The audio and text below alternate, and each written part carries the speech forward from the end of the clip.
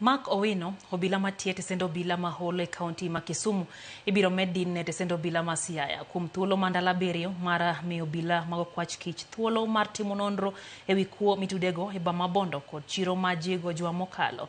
Kaka Steve Biko lero, obila no odinne kaka yo mar neno ni ok odonjore gi joneno e burano kaluwore kod tije mar obila.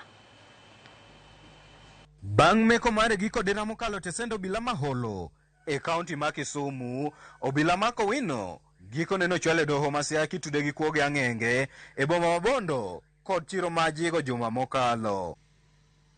E nyim jang'ad bura Jacob Punga Mkala, achijno nokwedo ketho makamano, komedo ni tipo mag wang' dede kod pichni malandre mbui ok mage, kokwayo doho mondo mi okwach kich thuolo mar timo nonro makare e wi burano.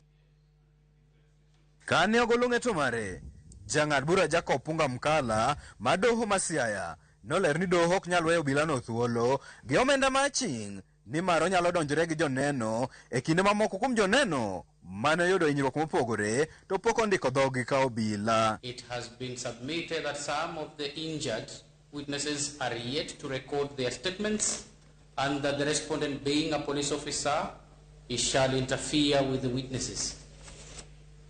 Should he be released on bond? Ewi mano, nogolo chik mondo obila no ochwal simbo ng'we yambe ne obila mag okwach kich mar konyo timo nonro. The respondent, phone M-Kopa X3 be subjected to forensic examination. Obila no koribi medine e tesendo obila ma Siaya kuom thuolo mar ndalo abiriyo mar chiwo thuolo mar timo nonro ka burano ibiro winj kendo tarik 16 dwe mar ariyo higani. This court orders as follows that the respondent shall be held at Siaya Police Station for a period of 7 days from today.